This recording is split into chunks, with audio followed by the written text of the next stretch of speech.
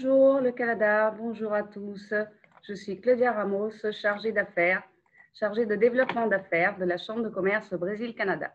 Nous sommes en direct depuis São Paulo et je vous souhaite la bienvenue au premier Brazilian Week Online Festival, une semaine brésilienne organisée par la Chambre de commerce Brésil-Canada en partenariat avec le Brésil, l'ambassade du Brésil à Ottawa, les consulats du Brésil à Montréal, Toronto et Vancouver et parrainée par Air Canada. Ce furent plus de 20 webinaires couvrant 3 domaines principaux: opportunités d'affaires, innovation et culture brésilienne. Vous avez également un site internet spécialement créé pour vous, où vous aurez accès à plus de 200 contenus culturels qui vous permettront de continuer à explorer le Brésil et qui, l'on espère, vous inciteront à venir visiter et à y faire des affaires. Nous entamons cette dernière journée avec un événement et des invités très sympas. Anne-Catherine Brunswich, française et canadienne, Philippe Geffray, québécois, et notre interviewé, québécois lui aussi, Étienne Beauregard. Sans plus tarder, je passe la parole à Anne-Catherine. Honneur aux dames, Anne-Catherine. Bonjour Claudia, merci beaucoup pour cette gentille introduction. Je suis très heureuse de participer à cet événement de la dernière journée du Brazilian Week et d'être sur ce panel qui risque d'être particulièrement intéressant et riche en images et en exemples. Et c'est en général ça que les entrepreneurs ont besoin d'avoir. Donc, effectivement, je suis avocate, je travaille chez GT Lawyers, je suis managing partner. Je suis membre du barreau du Québec, membre du barreau de São Paulo et de Rio aussi. Et j'accompagne côté juridique, donc les sociétés canadiennes qui font des affaires, qui veulent s'implanter au Brésil. Et nous allons donc avoir l'opportunité d'échanger avec mon collègue Philippe avec un entrepreneur justement qui a décidé de faire le saut et de travailler entre le Brésil et le Canada aussi. Étienne Beauregard, qui a une société qui est depuis plus de 6 ans implantée maintenant et qui aide les sociétés canadiennes à venir faire des affaires justement au Brésil aussi. Donc, ce qu'on va faire pour que ça soit plus dynamique et intéressant, c'est qu'on va un peu séparer les questions, Philippe et moi, et puis on en profitera pour un peu argumenter, donner un peu de nos expériences personnelles et surtout faire honneur à au principal interviewé qui va nous donner des informations. À toi, Étienne. Ah non, excuse-moi. À toi, Philippe, pardon. Merci Anne, merci Claudia. Également, je suis très content d'être avec vous aujourd'hui cet après-midi et tous les gens qui nous écoutent en ce moment. Un peu comme Étienne, je suis québécois, avocat fiscaliste. Je travaille ici au Brésil depuis maintenant une vingtaine d'années. Donc évidemment, durant ces 20 dernières années, je travaille toujours beaucoup avec des compagnies québécoises et canadiennes qui font des affaires ici au Brésil. Je travaille dans un bureau d'avocats qui s'appelle FCR Law. On a un Canadian Desk au bureau, évidemment, donc on est capable de travailler en français, en anglais, en portugais avec nos clients. Aujourd'hui, on n'est pas là pour discuter de Anne ou de mon expérience. On est ici pour discuter un peu de l'expérience et du parcours d'Étienne ici au Brésil. Donc, Étienne, ça va bien? Ça va super bien, merci. Merci beaucoup pour l'introduction. Je suis très heureux de participer à cet événement avec vous. Alors, j'espère que vous allez avoir des questions auxquelles je vais être capable de répondre. C'est un peu ma préoccupation aujourd'hui, mais je pense que ça devrait être correct. Oui, je pense que ça devrait être correct. Inquiète-toi pas trop. Donc, pour commencer, Étienne, puis te laisser la chance un peu de commencer à te présenter et puis de discuter de ton expérience ici au Brésil, j'aimerais savoir un peu quel a été ton premier contact avec le Brésil et aussi, évidemment, la question, qu'est-ce qui te fait que tu es venu ici au Brésil? Ben, écoutez, mon premier contact à la vie, en fait, c'était en 94. J'étais allé faire un voyage au Brésil 6 semaines tout seul et j'avais adoré. Et la deuxième partie, quand on est venu s'installer au Brésil, c'est qu'à l'époque, ma femme, à cette époque-là, voulait faire un MBA. Elle était d'origine portugaise, alors on avait décidé qu'elle venait faire son MBA à la FIA, qui est une université qui est reliée à la USP. Et moi, je travaillais à Polytechnique à l'époque, alors j'avais le droit de prendre un congé différé de 1 an et demi pour partir. Alors, on a décidé de faire une expatriation dans l'objectif que Sylvie, à l'époque, fasse son MBA. Et moi, ben, c'était d'étudier et de m'occuper des enfants pendant qu'elle faisait ça et de revenir après 1 an et demi au Québec, reprendre en fait nos activités. Puis, ben, en fait, ça a duré 8 ans. Moi, suite à ça, ben, c'est ça, j'ai commencé à développer des contacts professionnels. Puis là, ben, de fil en aiguille, Bella Vista est née, puis j'ai commencé à travailler sur différents types de projets. On dit Canada-Brésil, mais c'est toujours été Québec-Brésil. On s'entend que j'ai pas eu beaucoup d'activités à l'extérieur du Québec, quoique quelques-unes, mais la majorité, c'était vraiment des activités le Québec-Brésil. Et en fait, en quoi est-ce que quand est-ce que ça a été le tournant de passer entre l'expatriation d'1 an, on va dire, et de rester? Qu'est-ce qui a fait en sorte, parce que si je comprends bien, travailler à Polytechnique, c'était comme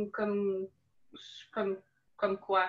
À quel poste à ce moment-là? Au niveau des stages, ben, je travaillais au niveau de la coordination des stages. Donc, je m'occupais à la Polytechnique, les étudiants en génie devaient faire des stages en entreprise. Donc, moi, je coordonnais tout ça. Alors, je trouvais les opportunités, je devais travailler avec les étudiants et faire toute cette coordination-là.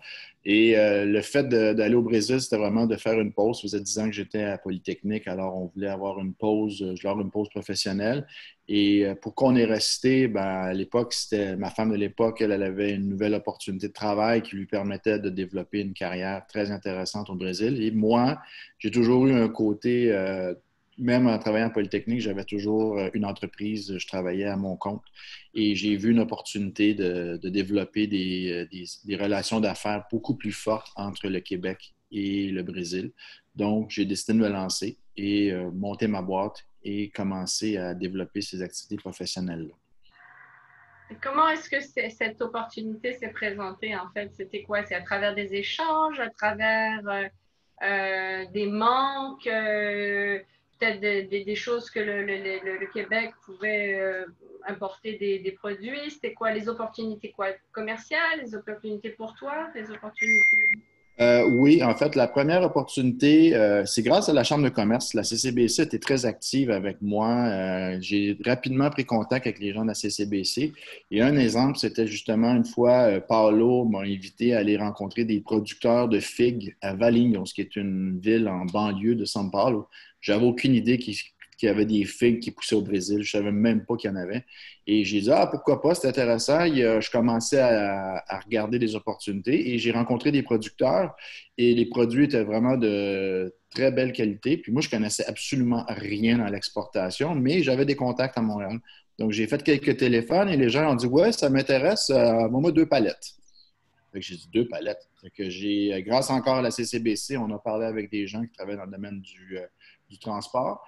Et comme de fait, on a envoyé 2 palettes de figues et on est devenu rapidement un des plus gros exportateurs de figues brésiliennes au Canada en l'espace de quelques semaines.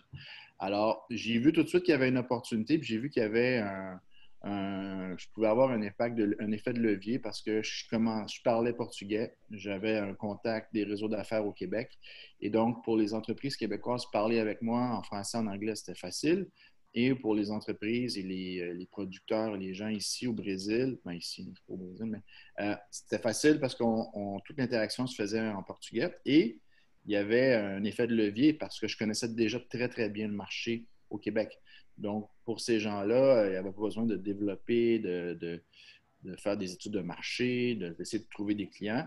Alors, ça a été très rapide. Alors, on a commencé ce projet-là d'exportation de fruits très, très rapidement. On travaillait beaucoup avec Air Canada et j'ai appris rapidement à voir comment ça fonctionnait, les exportations avec les Incoterms. Et avec ça, j'ai eu des contacts.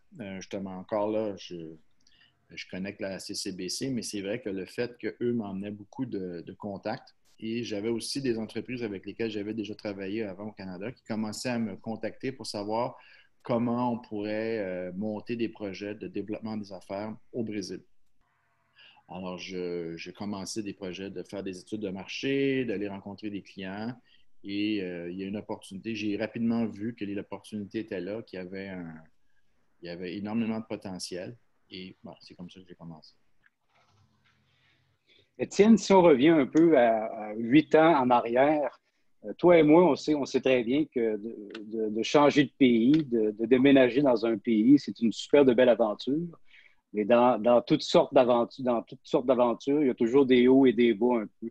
J'aimerais ça savoir, quand tu es arrivé ici au Brésil, si tu as eu des difficultés d'adaptation au niveau culturel avec les gens. Comment qui a été ton adaptation de. Parce que voyager au Brésil ou voyager dans un pays, c'est quelque chose, mais quand on prend la décision de s'établir sur une base permanente, ça peut différer un peu. J'aimerais ça que tu nous parles un peu de ton expérience à ce point de vue-là. C'est clair. Moi, quand je suis allé au Brésil au début, le plan, c'était pas de prendre des cours de portugais parce que je me suis dit, ah, je vais être là 1 an et demi, j'ai pas besoin, le monde parle anglais. Au Mm. contraire, je me suis rapidement rendu compte que la barrière linguistique était très, très grande si tu ne parles pas portugais au Brésil. Et je ne sais pas pourquoi, peut-être que j'ai l'air d'un bon gars, mais à chaque fois que je marchais dans la rue ou je prenais le métro, quelqu'un me demandait le chemin.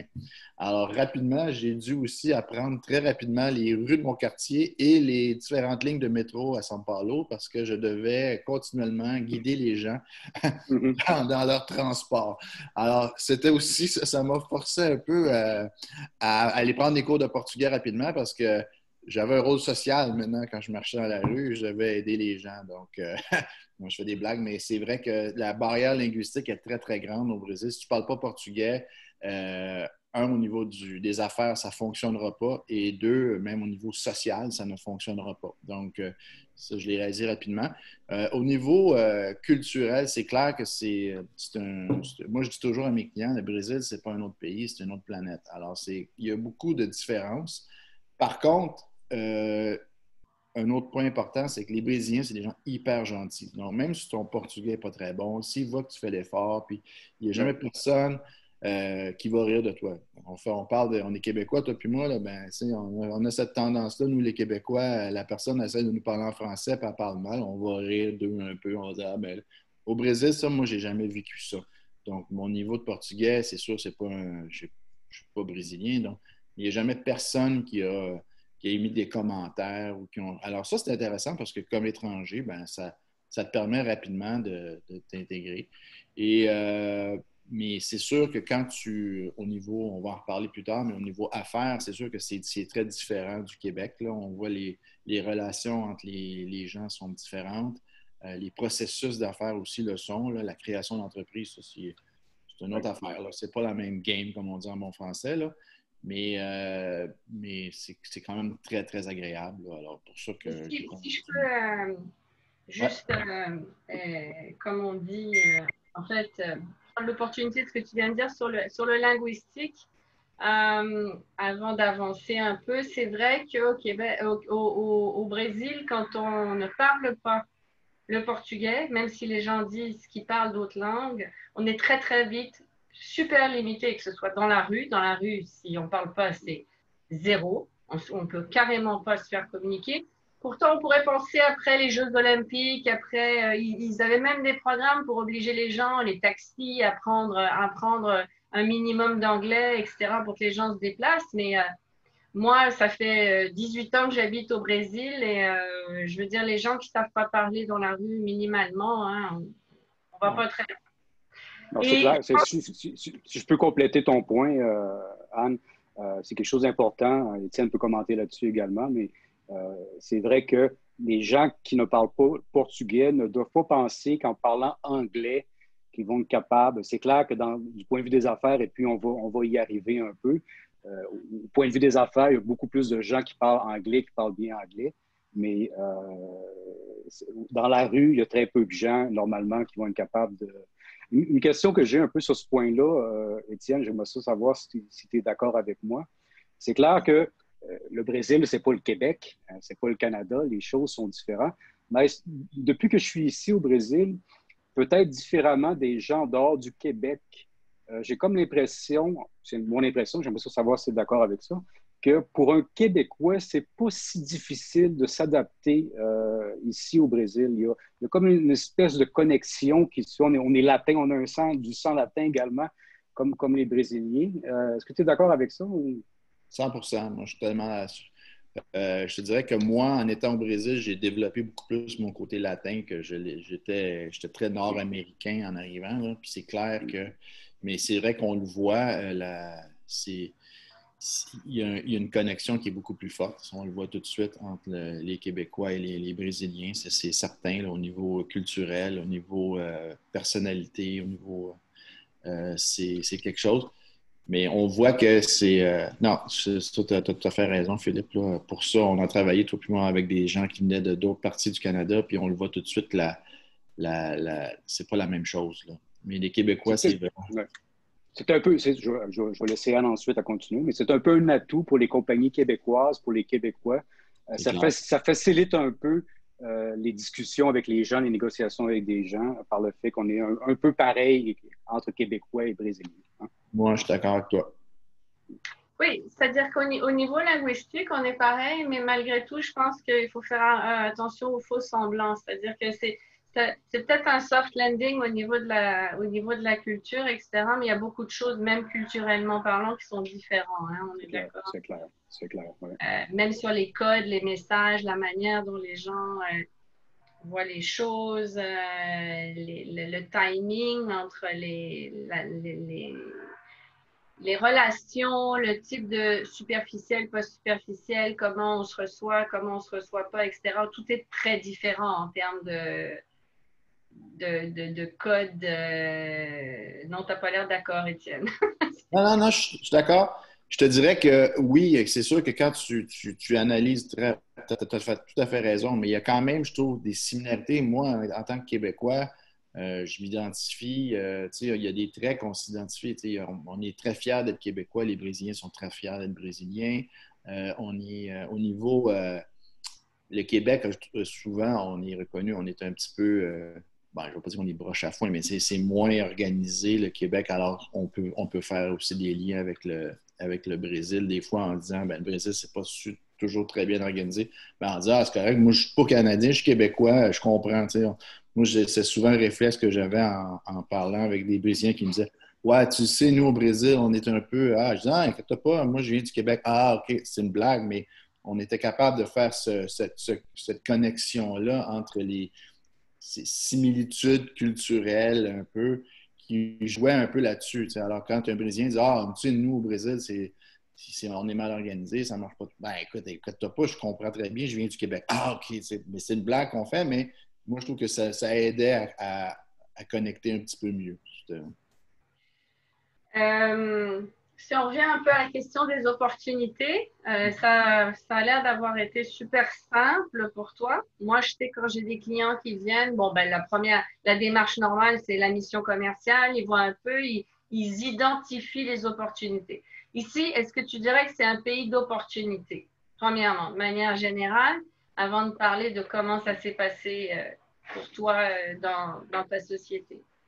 Au niveau des moi, je trouve que oui, parce que je trouve qu'il y a plusieurs technologies développées au Québec qui ont énormément de potentiel au Brésil. Le Brésil, ça reste un pays où il y a énormément de projets en devenir. Là. Si on parle de l'eau, on parle des projets de santé publique, on parle de projets technologiques. Il y a énormément d'espace de croissance potentielle au Brésil. Alors, pour ça, c'est clair. Le marché, il y a beaucoup d'entreprises québécoises. Le Québec, c'est une province d'exportation, c'est une province d'expansion internationale. On s'entend, 70% ils veulent aller aux États-Unis. Après ça, le Brésil, ça reste quand même la 9e économie au monde. Et souvent, ce n'est pas sur les radars des entreprises québécoises. Alors, quand on est capable de leur présenter ça, puis de leur montrer qu'il y a des opportunités, puis de leur montrer la valeur du marché, là, les entreprises s'en rendent compte et le voient. Après ça, là, c'est de leur dire, là, écoutez, tu as un atout parce que tu as des gens qui travaillent, puis il y a des Québécois qui sont au Brésil. Il y a toi, il y a Philippe, il y a d'autres entreprises qui peuvent les aider. Ah, OK. Moi, c'est ça que je fais. Moi, je présente avec les années, avec beaucoup de travail avec la Chambre de commerce, on a travaillé ensemble à développer cette offre de service-là pour dire qu'on est un Rolodex, un réseau d'affaires qui permet rapidement d'atteindre une vitesse de croisière intéressante pour une entreprise québécoise qui veut développer le marché brésilien. Donc, c'est intéressant pour elle parce que sinon, c'est beaucoup de travail. Tu le sais, on a accompagné beaucoup d'entreprises étrangères au Brésil. C'est très, très fastidieux. Alors, si tu peux aplanir toute cette partie-là avec une rapidité, ça aide beaucoup. Parce que c'est clair, le marché brésilien, moi, dans le secteur dans lequel je travaille beaucoup avec les énergies propres et les clean tech.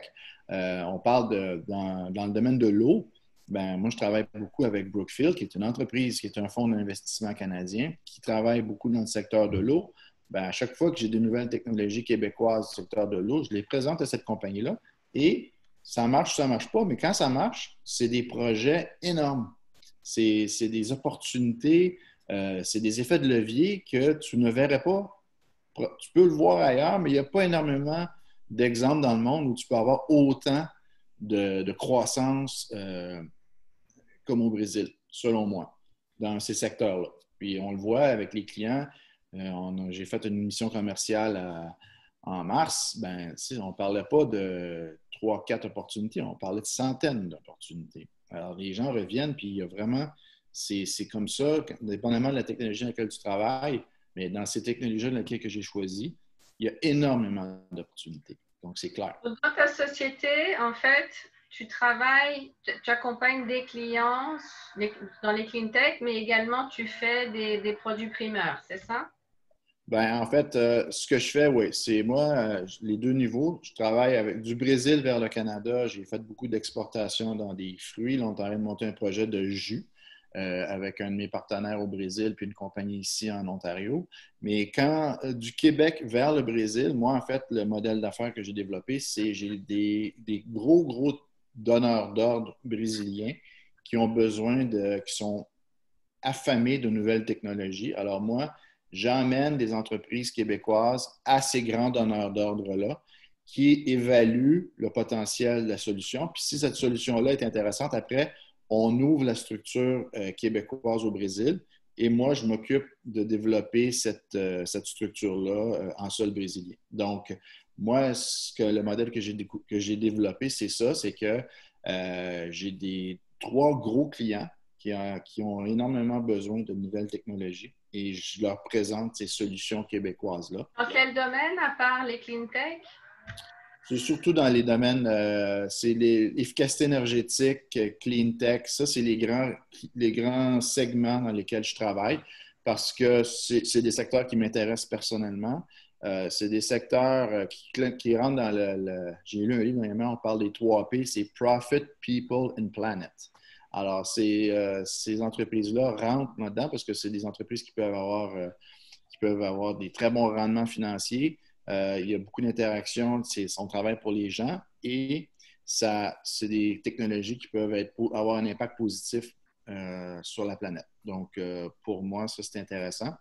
Et le Brésil, ben, tu le sais comme moi, là, je veux dire, au niveau de l'efficacité énergétique, il y a énormément de marge, de potentiel. Le Brésil a besoin d'être plus efficace au niveau énergétique. Au niveau de l'eau, du traitement de l'eau, bon, on le sait, il y a 100 millions de Brésiliens qui ne sont pas connectés à des réseaux d'égouts.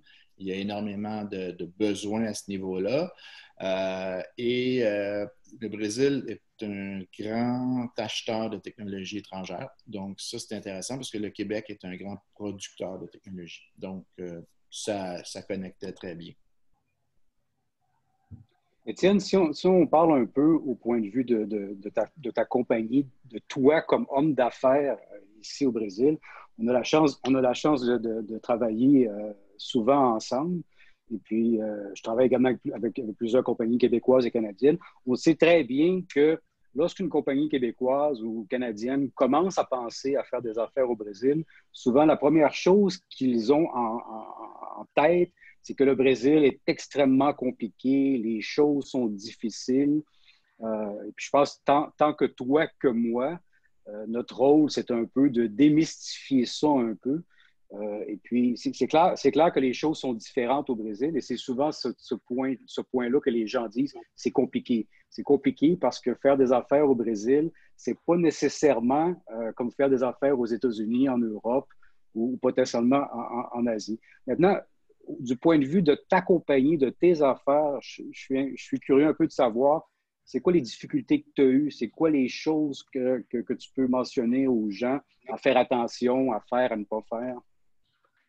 Ben, moi, je l'ai vu. Je vais faire le parallèle. La première visa qu'on a faite au Brésil, on a décidé de le faire par nous-mêmes. Ça a été très ardu. Aller à la Policia fédérale, on n'avait pas de dispatchant. On a tout fait ça nous autres mêmes pour se rendre compte en bout de ligne que si on avait travaillé avec quelqu'un qui était un professionnel dans le domaine, qui sait comment ça marche, on aurait peut-être payé un petit peu, mais en bout de ligne, ça nous aurait coûté moins cher parce qu'on aurait passé beaucoup moins de temps. Donc là, moi, ce que je dis au Brésil, aux Québécois, aux entreprises québécoises qui veulent s'installer au Brésil, c'est oui, il va falloir que tu payes un peu au début pour avoir des services professionnels de qualité, comme travailler avec toi et Anne comme avocats qui connaissent le marché, qui vont t'aider, t'épauler dans la création de ton entreprise, travailler avec des bons bureaux de comptabilité, trouver des entreprises qui vont t'épauler. Il y a un coût à ça. Mais en même temps, c'est un investissement parce que tu vas te rattraper sur le temps. C'est la même chose quand les gens travaillent avec moi. Moi, il y a un effet de levier important parce que j'ai déjà tout fait l'élagage des bons consultants, des bonnes entreprises avec qui travailler, puis des gens qui connaissent la réalité des entreprises qui veulent s'installer au Brésil. Donc, tu le sais, on a travaillé ensemble. Des entreprises québécoises qui viennent au Brésil, qui parlent avec toi, ils vont parler avec Anne, ils vont parler en français, ils voient que vous connaissez la réalité brésilienne et québécoise, mais c'est tout un travail que j'ai déjà fait en amont. Donc ça aide. Alors, mais des compliqués, moi, ce que j'ai remarqué, puis j'ai fait des choix avec le temps, c'est sûr que des petites entreprises qui n'ont pas les moyens même de faire ça, ça ne vaut pas la peine de les emmener au Brésil, même si leur solution est extraordinaire, parce que si tu vois qu'ils n'ont pas la capacité même de payer ou de payer des frais fixes au Brésil, ça ne vaut pas la peine parce que tu perds trop de temps. Par contre, si tu arrives avec des entreprises qui ont un peu d'argent, qui sont capables d'investir et qui voient le potentiel, ben là, tu élimines énormément de problématiques à ce niveau-là. Ouais. Puis c'est sûr qu'au Brésil, il faut. Moi, je l'ai vu avec des clients. Il y en a qui disent on va avoir le premier contrat. Quand on a le premier contrat, on part la machine. Ben, ça ne marche pas de même. C'est mieux d'avoir. Il faut que tu ouvres ta compagnie, peut-être ton numéro d'entreprise. C'est sûr que les gens, il y a un risque d'affaires parce que peut-être que tu ne l'auras pas tout de suite le premier contrat, mais il faut que tu sois capable de bien présenter ça pour que les clients sachent que oui, il y a un potentiel. Il y a une réalité économique qui va faire que tu vas avoir du succès au Brésil. Puis, il faut que tu ouvres ta compagnie le plus rapidement possible pour être capable de montrer à tes partenaires, tes clients au Brésil, que tu es sérieux dans ta démarche puis que tu veux vraiment aller de l'avant comme ça. Moi, c'est ce que je remarque, là, puis maintenant, c'est sûr que c'est ça que je dis. On peut commencer à faire des rencontres d'affaires, discuter avec des clients potentiels, mais rapidement, si on voit que ça mord, là, il faut aller de l'avant avec les étapes qui sont, bon, ben, tu t'ouvres ta compagnie, tu as ton numéro de taxation, tu développes une structure sur place pour être capable de répondre rapidement. Du point de vue juridique, des ententes, des contrats, c'est quoi ton expérience un peu euh, au Brésil avec tes clients, avec tes fournisseurs? Ben, tu le sais, il faut absolument que rapidement aussi les entreprises, selon moi, ils comprennent. Les clients au Brésil veulent avoir que ça soit sous juridiction brésilienne souvent. Les Québécois, non, non, non, on va le faire barreau la loi du Québec. Ben, moi, je pense que si tu veux aller jouer dans la cour du Brésil, ben, il faut que tu sois prêt. Puis, il faut que tu sois prêt à jouer dans les règles. C'est un peu comme le football canadien et le football américain. Ben oui, c'est du football, mais tu vas jouer avec les règles qui sont différentes. Fait qu'il faut que tu joues avec les règles du Brésil. Puis c'est clair que, tu sais, là, non, on va faire le contrat en anglais. Non, mais c'est parce qu'au Brésil, il faut que ça soit en portugais. Ouais, mais c'est pas grave. Ouais, mais même à ça, que tu le traduis, c'est la version en portugais qui va. Ouais, t'es sûr? Là, mais il faut que les gens comprennent rapidement ça. Puis tu le sais, là, les contrats, vous êtes là-dedans, il y en a beaucoup. Puis c'est important, ça faisait partie d'un point que je voulais apporter. Tu sais, moi, j'ai vendu beaucoup de fruits au Canada, mais je n'avais pas fait de contrat parce que, tu sais, on s'entend, le Brésil, des fois, c'est très contractuel, mais aussi, des fois, c'est « Ah, OK, c'est un bon gars, ça va bien ». Mais souvent, avoir su, j'aurais fait des contrats avec des producteurs au Brésil parce que après la première année, je n'entendais plus parler, puis je me rendais compte que finalement, bien, ils travaillaient directement avec mes clients, puis qu'ils ne voyaient plus la valeur ajoutée de m'avoir dans le cycle du projet. Fait que les Brésiliens, quand il n'y a pas de contrat, souvent je remarque, ben, pour eux, il y a moins de valeur à ça. Alors que moi, je travaille avec des compagnies au Québec, je n'ai pas de contrat avec eux, puis je le sais que ça va marcher. Contrats verbaux, on va dire. Pas de contrat, non, mais des contrats verbaux, quoi. Je veux dire, Ouais, c'est au ça. Brésil, il faut que ça C'est soit des écrit. ententes. C'est ça, t'as raison, c'est vrai, mais au Brésil, c'est mieux de l'avoir écrit avec la carte Oreo, puis que ça soit étampé. Là, on voit que ça démontre. Puis moi, je pense que c'est une bonne chose pour une entreprise québécoise de l'avoir, ça, parce que tu montres à ton interlocuteur brésilien ou brésilienne que tu veux jouer tu connais la game, puis tu veux jouer selon leurs règles, puis tu n'as pas peur de ça, puis tu comprends que c'est comme ça que ça se passe, puis tu embarques. Moi, ça, je suis 100% d'accord avec ça maintenant. Je ne l'étais pas avant, maintenant je suis. Pour revenir sur un point que tu as mentionné, mais qui souvent pose un problème, puis c'est d'importance parce que les gens se demandent mais pourquoi est-ce que je vais aller ouvrir une filiale au Brésil? Juste, on en reparlera plus tard, mais je voudrais juste revenir là-dessus avant de reparler des contrats. Tu mentionnes que c'est important. Pourquoi est-ce important d'ouvrir? Là, je parle vraiment de fondamentalement, si un un Québécois fait des affaires en France, aux États-Unis, il ne va pas nécessairement, avant d'obtenir un certain niveau, un volume, avoir besoin. Qu'est-ce que ça a à voir avec le sérieux de la démarche? Pourquoi est-ce qu'il faut avoir une présence peut-être plus rapidement au Brésil? Et on le sait que c'est ça. Pourquoi, à ton avis? Comment l'expliquer, le faire comprendre que toute cette démarche, parce que ça va être long, ça va être compliqué, ça va demander des gens sur place, ça va demander des frais, tout ça, pourquoi, si ailleurs ils ne le font pas, les Canadiens? C'est une excellente question. Moi, j'ai eu exactement cette discussion-là avec un client dernièrement. En fait, les Brésiliens veulent payer en réal, souvent. Ils veulent avoir une facture brésilienne pour différentes raisons. Un, c'est au niveau de compliance à l'interne ou c'est des questions de taxes aussi. Tu le sais, payer un service à l'étranger pour une entreprise brésilienne, c'est très, très cher. Vous êtes des experts là-dedans, mais ça peut aller jusqu'à 40 d'impôts. Donc, il y a cette notion-là qui fait que pour une entreprise brésilienne, même au niveau, ça coûte moins cher de faire affaire avec une entreprise brésilienne. Et ça démontre, moi, je trouve aussi que ça démontre le sérieux de ta démarche comme entreprise canadienne. Puis le Brésil, c'est un pays continental qui est autosuffisant. Donc, il y a beaucoup d'entreprises brésiliennes qui ont toujours eu des fournisseurs brésiliens. Ils ont travaillé seulement avec des entreprises locales. Donc, pour elles, ne voient pas l'intérêt de travailler avec une entreprise étrangère, même si le service ou le produit est de meilleure qualité, parce qu'ils ont toujours fait comme ça. Alors, si tu veux percer sur un marché-là, en démontrant ton sérieux, ça prend un numéro d'entreprise brésilienne avec des gens sur place. Même chose la question de la langue, tu le sais comme moi, on en a parlé avant, mais ça prend des gens sur place. Et malheureusement, ça m'est déjà arrivé, mais puis ça prend des Brésiliens sur place parce que veut pas, si tu es un gringo de l'étranger, peut-être que ça va te coûter un peu plus cher ou peut-être que.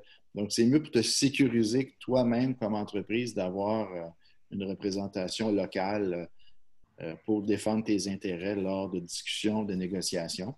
Et selon moi, c'est pour vraiment démontrer le fait qu'on n'est pas là juste pour vendre, on est là pour démontrer notre intérêt, puis on accorde de l'importance au marché brésilien, puis on accorde de l'importance parce que tu sais comme moi, il y a beaucoup d'entreprises étrangères qui des fois peuvent manquer de respect envers le marché brésilien. Donc moi, je le vois aussi d'une façon, c'est important ça, au Brésil, de montrer que tu respectes les gens, c'est important dans la culture des affaires là-bas. Donc, moi, je le vois comme ça. Et je pense que je dirais que c'est ça. Il y a ça, il y a le fait aussi qu'ils sont effectivement un peu fermés sur eux-mêmes. Donc, si tu as une présence locale, tu as plus de chances de progresser. Hein? Ouais. Oui, puis on ne va pas se le cacher. Le Canada au Brésil, c'est très connu, mais il y en a beaucoup qui ne savent pas vraiment c'est où, qu'est-ce que ça fait. Ils connaissent pas. On n'en entend jamais parler du Canada au Brésil. Là. Je veux dire, dans les journaux, ils ne parlent jamais du Canada, là, très, très peu. Et donc, c'est important de montrer une présence locale parce que, tu sais, compagnie qui vient de Shawinigan, t'envoies ça au Brésil, écoute, oublie ça, là. Il n'y a aucune idée comment ça fonctionne. Là, ça pourrait être pire, là, ça pourrait être la pocatière, hein, Philippe? Mais... J'allais dire, on n'a rien contre Shawinigan. Hein? Mais tiens, Oui. si on revient... Oui, Oui, excuse-moi, Anne, juste tu veux au niveau compléter? des contrats, juste pour finir Oui. là-dessus. Au niveau des contrats, est-ce que ça, je trouve ça intéressant d'avoir le point de vue du client, ton point de vue à toi, parce que nous, on négocie des contrats. On fait une interface incroyable entre le client le Brésilien et le Canadien. On fait une interface énorme de triturer, d'arriver à leur faire comprendre les messages de chacun, pourquoi telle clause, tel risque, etc. Moi, j'arrive souvent avec un problème de timing dans les contrats, dans les négociations, dans le timing de la manière. Le Canadien arrive, oh, j'ai tout négocié, c'est formidable, draft ça, on signe. Là, je draft et en fait, le Brésilien, il n'a pas commencé à négocier. Et le Canadien ne le sait pas. Je pense que lui, il en est déjà à l'étape finale où je vais rédiger son contrat. Fait qu'il faut que je lui explique qu'il y a tout un timing, qu'il va falloir revoir certains points, que c'est une fois que c'est écrit, que c'est sérieux, comme tu dis, que le Brésilien va vraiment le considérer et va commencer à négocier. Est-ce que toi aussi, tu vois comme des différences dans la négociation des contrats, dans le timing, dans le... Ben, t'as raison. Je pense qu'il faut, c'est clair, là. Et on peut se laisser embarquer un peu au Brésil avec souvent, il y a un volet social important dans le travail, là. Tu sais, on prend un café, on va dîner, mais oui, je pense que tu as raison. Là, quand tu es rendu que c'est écrit, c'est sur papier, puis là, les gens commencent à l'analyser, puis toutes les entreprises ont leur juridique, qui commencent à vraiment bien peser tous les mots. Ben là, c'est sûr que là, c'est vrai, tu as raison. Cette notion de timing-là est très importante. Puis, je trouve que les négociations sont plus complexes au Brésil. Moi, je trouve au niveau des contrats, là, j'ai remarqué que c'est pesant. Là. Il y a beaucoup de... Puis même à ça, on peut avoir des contrats. Je l'ai fait, moi, avec des clients. On a fait des contrats en anglais, tout ça. C'était correct, ça a bien passé. Puis après ça, ben, finalement, non. Ils ont tout refaire en portugais. Puis c'est encore... Alors, c'est un autre point, tu sais. Il faut commencer, il faut déjà commencer parce que tu vas perdre moins de temps en bout de ligne en commençant sur un bon pied, en étant au Brésil, en portugais, avec des experts locaux qui parlent la langue, qui peuvent t'expliquer en temps... Non, c'est clair. Moi, je le vois, là, puis... Mais la meilleure formule, c'est d'avoir le contrat en double colonne, en bicolonné, pour le Ouais, client canadien en anglais ouais, et pour le Brésilien en portugais. Comme ça, les deux peuvent négocier, tout le monde s'entend. Parce qu'une version exact. en anglais seulement ou seulement en portugais, ça ne fonctionne pas. Exact, tu as tout à fait raison. C'est exactement la meilleure manière de faire. Puis dès le départ, il faut commencer comme ça. Ouais. Ouais. Pour continuer un peu la discussion au point de vue des contrats, une fois qu'on a le contrat, évidemment, dans le contrat, on essaye de prévoir toutes les clauses nécessaires pour essayer de ne pas avoir de problème. Mais on sait très bien que le contrat peut, un jour ou l'autre, arriver à une situation où on doit aller en cours pour faire exécuter notre contrat. Donc, premièrement, le Brésil est également un pays de droit civil, comme le Québec est une province de droit civil. Donc, ça peut aider un peu du point de vue des ententes entre avocats québécois et des avocats ici au Brésil. J'aimerais ça savoir, bon, évidemment, les gens doivent être au courant de ça, et tu es au courant de ça, évidemment. Les règles de droit sont respectées ici au Brésil. Les décisions sont exécutables, mais on sait très bien que les délais en cours sont extrêmement longs. Hein? Et souvent, les Brésiliens vont faire appel de décisions, ce qui fait en sorte qu'évidemment, le recours en justice peut devenir quelque chose de plusieurs années. Est-ce que tu as eu un peu eu affaire au système juridique brésilien à faire respecter un contrat, une clause de non-concurrence ou même réclamer des dommages ici au Brésil? Ou tu as vu d'autres contacts qui ont eu un peu le problème avec la justice ici au Brésil? Ben, on connaît des histoires, là. Moi, j'en ai personnellement, non. Ça n'a pas été, ça m'est pas arrivé, là. Ben, je ne veux pas dire que ça ne m'est pas arrivé encore, là, mais ça peut arriver, là. c'est clair que c'est une possibilité, mais tu le sais comme moi, moi je travaille avec, moi je suis pas un expert en droit, là, puis je suis pas un expert en contrat. Ça, c'est très, très clair dans toute démarche que je fais avec des entreprises. Donc, je fais affaire avec des experts. Donc, moi, ça, c'est un dossier quand ça arrive, quand il y a des problématiques. C'est la même chose. Il faut que tu sais, quand on parle d'entreprise, on l'a vécu là, déjà. Quand tu crées une entreprise au Brésil, tu as ton représentant légal qui représente l'entité à l'étranger canadienne, puis tu as l'administrateur local.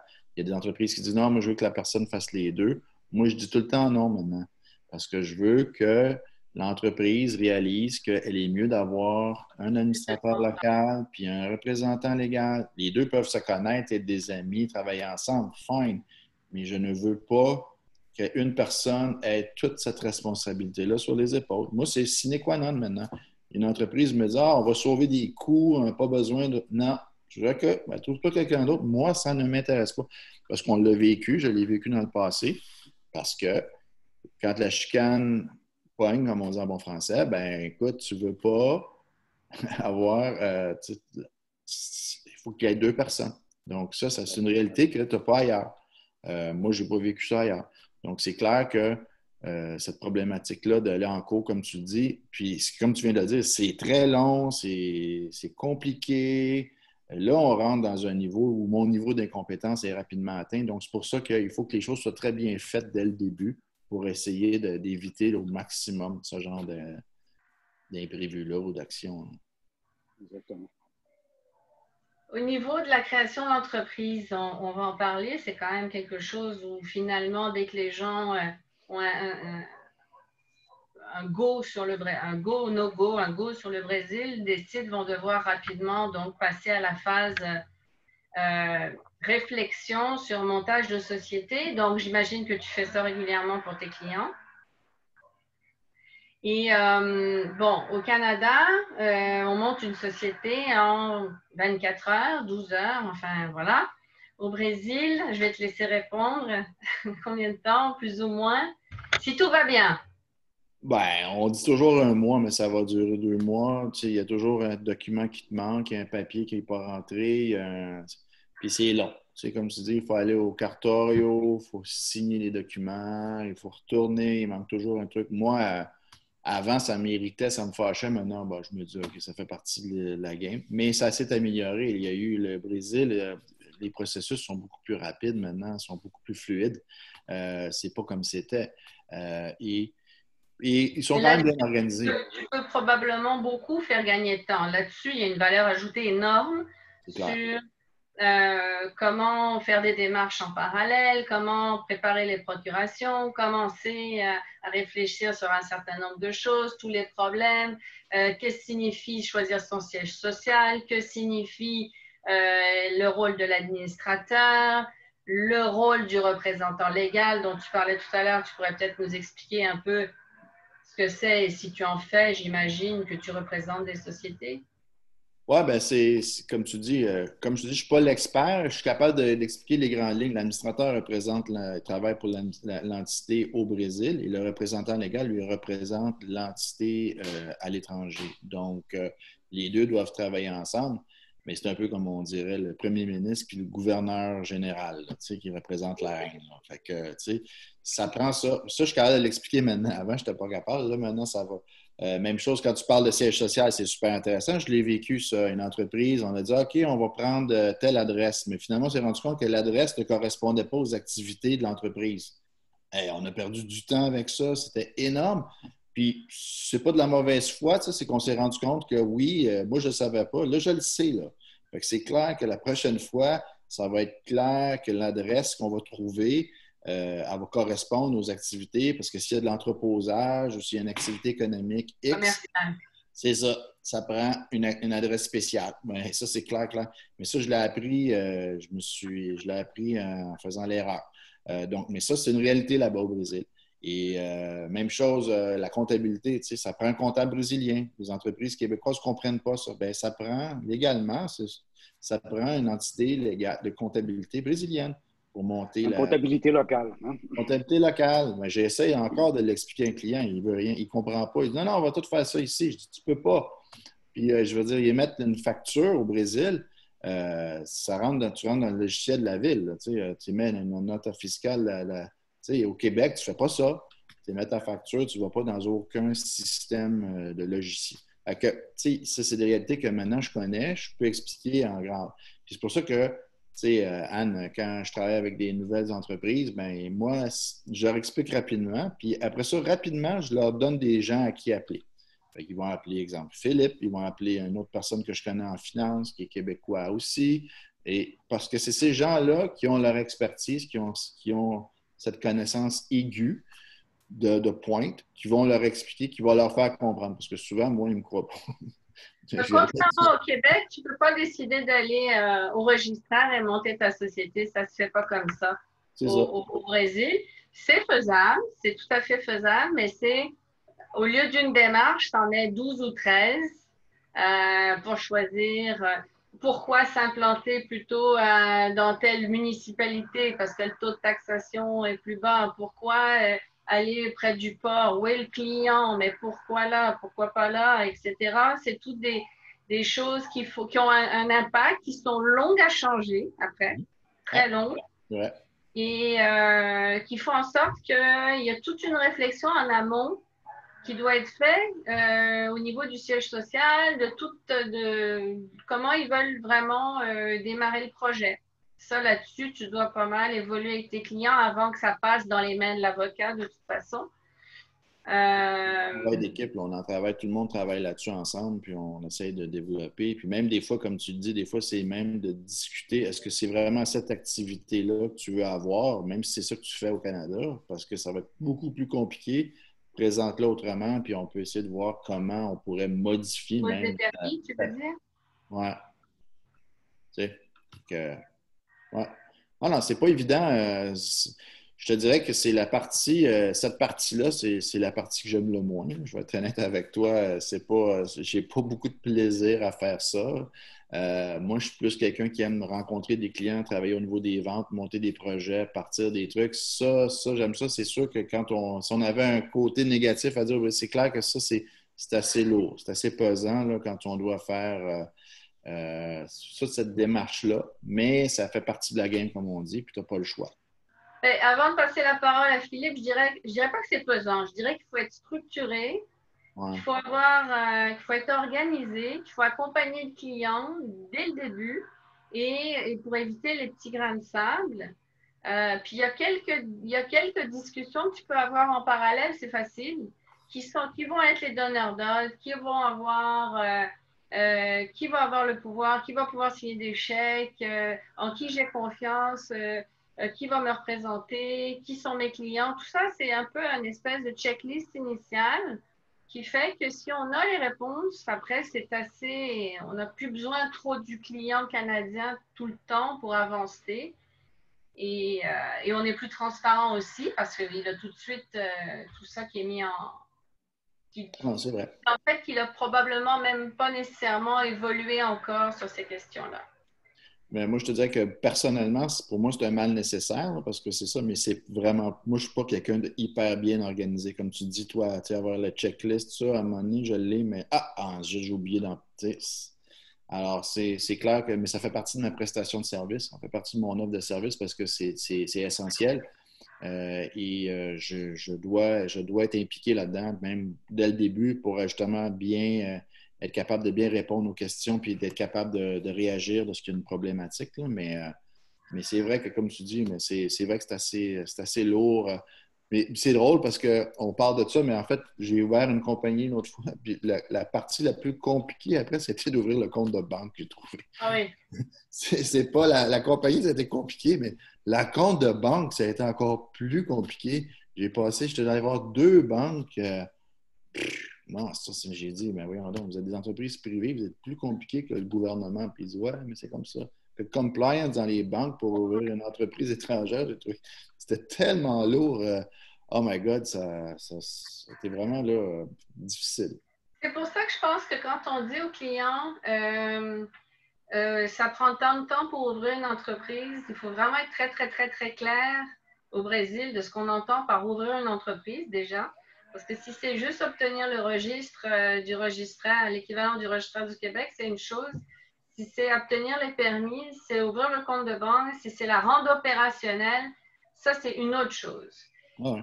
Et dans les prestations de services aussi, dans les coûts, dans combien de temps il faut tenir avant de pouvoir facturer avant de pouvoir émettre sa première facture, Philippe, combien de temps? On va mettre la première facture.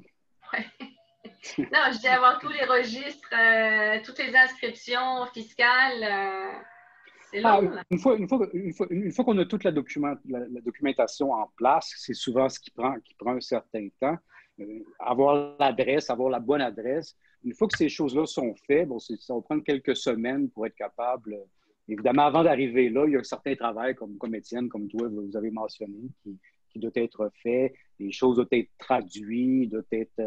Donc, c'est en bout de ligne, avant de commencer à faire des affaires au Brésil, on doit commencer à planifier les choses et puis d'avoir un certain temps pour être, comme tu dis, être capable d'émettre la première facture ici au Brésil. Donc, les gens doivent commencer le travail moins quelques mois avant de ne pas penser qu'ils vont arriver ici au Brésil, que la semaine prochaine, ils vont être capables d'émettre une facture. Ça, c'est impossible. Oui, puis aussi un point que j'ai remarqué avec 2 clients, moi, c'est on a rencontré un gars, là, il va être notre représentant, notre partenaire d'affaires au Brésil, ça va bien aller. Puis là, tu te rends compte que ça ne marche pas bien après quelques mois. Puis là, le faire sortir du contrato social, puis tout ça, c'est compliqué. Ça, là, moi, avant de se marier au Brésil là, avec quelqu'un, là, je leur dis, t'es mieux de sortir avec un petit bout, parce que ça m'est arrivé 2 fois, là. Ça a été vraiment compliqué, là. Et fait que, Sortir la personne comme administrateur? ouais, il était administrateur, ouais, puis il y avait une partie de la compagnie aussi, il y avait des actions. Oh my God, ça a été, ça a été tough. Puis, non, ça a été un dossier. Ouais. Bon, Philippe est au courant, là, mais on en a, boy. Ça maintenant, Ouais. ça fait partie des checklists, ça aussi. Qui est dans Tiens, le on arrive vers la fin de notre belle entrevue avec toi. Déjà? On a parlé, oui, ça passe vite, hein? Eh boy, hein? On a parlé un peu de ce que tu fais pour les autres compagnies, ce que tu fais comme toi avec ta compagnie. Maintenant, pour commencer à terminer un peu tout ça, j'aimerais ça revenir un peu sur toi, Étienne Beauregard. T'aider à vendre tes services un peu. Je sais que tu n'as pas besoin de mon aide pour vendre tes services, mais j'aimerais ça que tu nous dises un peu, aux yeux de tes clients, ce que tu penses que ton rôle principal et quel genre de valeur ajoutée tu es capable de leur apporter avec ton expérience. Ben, écoute, c'est clair que j'ai déjà cette expérience-là. Je sais de quoi je parle, là. Je ne peux pas dire que je suis l'expert, mais je commence à connaître assez bien. Je parle portugais. Ça, c'est une grosse valeur ajoutée. Mon portugais n'est pas parfait. Il est loin du portugais d'Anne-Catherine et du tien. Mais ça reste que j'ai une langue, je suis capable d'interagir avec des Brésiliens dans un environnement d'affaires. Donc ça aide beaucoup.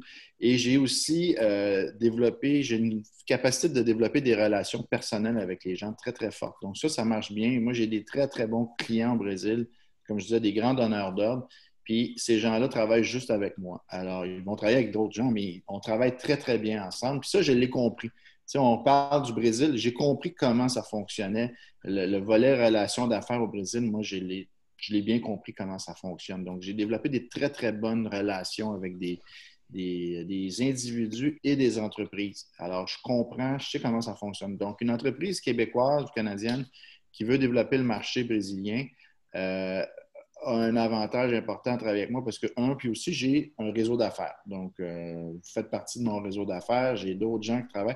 Donc, c'est très rapide pour une entreprise de rapidement, le scaling est rapide avec moi parce qu'on a le comptable, on a les avocats, on sait comment ouvrir la compagnie, on peut aller de l'avant, on a déjà des clients et on peut aller se consacrer vraiment au core business de la compagnie qui est de développer un marché. Donc ça je l'ai compris et j'ai développé un marché, un modèle d'affaires qui est vraiment, qui fonctionne très, très bien et j'ai eu beaucoup de succès. Et je vais en avoir encore d'autres. Et puis, c'est pas juste un one-man show, c'est une personne qui travaille avec moi. Je travaille avec plein d'intervenants La Chambre de commerce, pour moi, c'est un outil incroyable. J'ai travaillé avec eux depuis le début. Je m'entends très bien avec les gens de la Chambre de commerce. C'est des gens qui comprennent très bien la réalité d'affaires brésilienne et canadienne. Et j'ai développé des relations d'affaires très, très fortes là. Et j'ai des bons réseaux d'affaires, même au niveau du Consulat du Canada, du Bureau du Québec à São Paulo.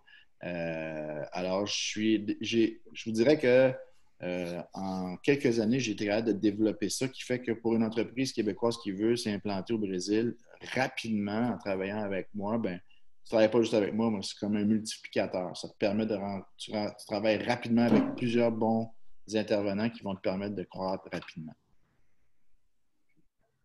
Seras-tu Et d'accord?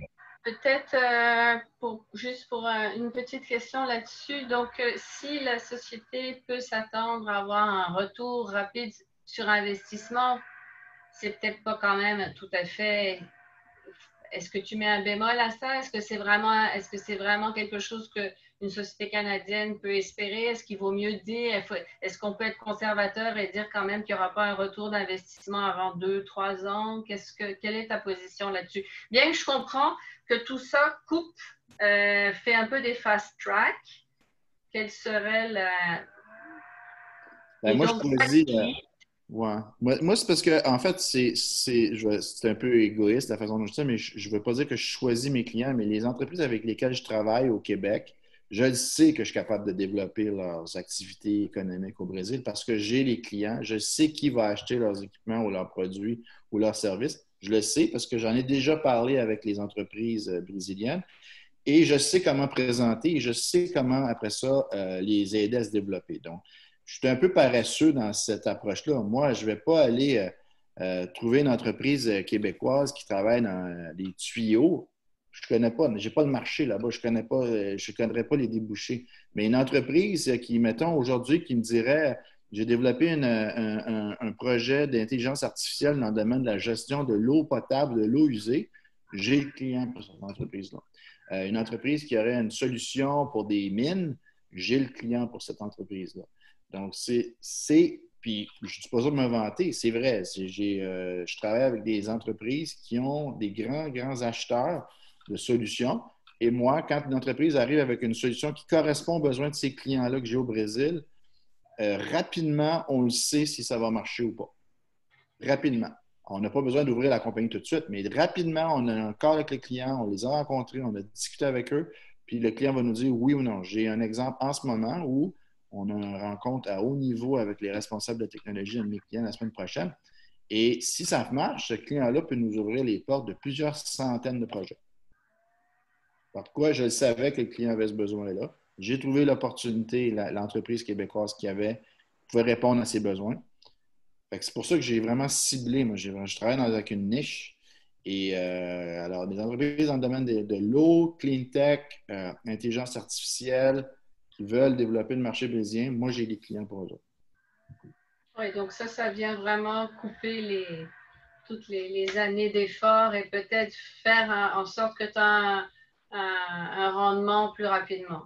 C'est formidable. Exact. Non, c'est exactement ça. Le chemin a été tracé déjà, puis c'est dans un secteur. C'est pas, tu sais, si tu me dis, j'ai essayé d'autres types de technologies, tu me parles de télécom, de télécommunications. Non, je n'ai pas de réseau là-dedans, je ne peux pas t'aider. Tu arrives avec des systèmes informatiques, je ne peux pas t'aider. Je n'ai pas le réseau. Mais si tu m'arrives avec une solution dans le domaine de l'eau, une solution dans le domaine technologie de pointe pour aider des secteurs comme les mines, ça, j'ai le réseau pour toi. Donc, on parle encore de réseau. Ouais. Ah, ça, c'est clair. Moi, c'est ma force. Moi, ma force, c'est j'ai un réseau et je développe des réseaux. Si je pouvais te donner une force que j'ai, là, c'est exactement ça. Je peux rapidement développer un réseau d'affaires dans un secteur clé. Ça, c'est quelque chose que je suis capable de faire. Ça, c'est clair. Bon, ben c'est très encourageant. Hein? Moi, je n'ai pas d'autres questions. Merci pour ce témoignage. Ça m'a conforté aussi sur le fait qu'il y a des fast tracks qui peuvent encore être trouvés pour améliorer les rendements et les retours sur investissement. Oui. Puis le marché brésilien, tu le sais comme moi, c'est pas facile, mais ça peut tellement être un marché porteur et intéressant et c'est honnêtement, c'est agréable de travailler au Brésil, là, on s'entend. Là, il fait toujours beau. Les gens sont gentils. Il y a des imprévus, c'est pas toujours plate non plus. Et c'est intéressant, c'est une culture d'affaires qui est super. Puis écoute, toi, tu vis à Rio, c'est pas une ville extraordinaire où aller travailler. Rio, moi, n'importe quand, tu me dis, viens, on va aller prendre un café à Rio. Ah! J'y vais, c'est tellement beau. São Paulo, c'est une ville fantastique. Une anecdote, j'ai un de mes amis, j'avais mon fils, il y a un de mes amis, une fois, il m'a dit, en 7 ans, j'ai jamais vu ton fils porter des pantalons. C'est quand même pas, c'est pas à dénigrer ce volet-là qui fait tout le temps beau, une température quand même agréable. Tu sais, là, je suis au Québec, là, il faisait 8 degrés ce matin, on est en été. Étienne, ça a été super agréable de discuter avec toi, avec Anne, ensemble avec Anne. J'espère que les gens qui nous ont écoutés, tu as été capable de leur montrer que c'est possible de faire des affaires au Brésil, d'avoir du succès au Brésil. Donc, bon, encore une fois, je te remercie beaucoup pour ton temps. Ça a été super agréable de discuter avec toi. Bien, merci à vous. Très bonne question. C'est super agréable. OK. Claudia, on te repasse la parole. Oui, merci beaucoup. Ben, j'ai passé un super moment. Je pense que vous avez tous les trois une vision très réaliste. J'ai pris des notes avec le timing, le sérieux de la démarche, structurée. Et surtout, je remercie Étienne parce que vous avez montré que la CCBC est là pour vous aider à développer vos affaires. Ça fait 45 ans qu'on aide les entreprises brésiliennes et canadiennes à se développer sur les deux marchés. On a un bureau à Montréal, donc n'hésitez pas à nous contacter. Notez, moi je pense que je suis d'accord, on prendra un café, peut-être à Rio avec tous les trois, tous les quatre en fait, hein, vous êtes trois.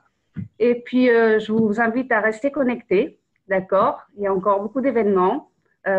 N'hésitez pas à contacter notre bureau à Montréal, notre bureau ici. On a une équipe formidable, des gens très compétents, ainsi que vous. Et puis, oui, en fin de journée, nous aurons la musique brésilienne avec des musiciens brésiliens à Montréal. Merci beaucoup. Bonne journée. Merci, là. Merci. Au revoir. Au revoir.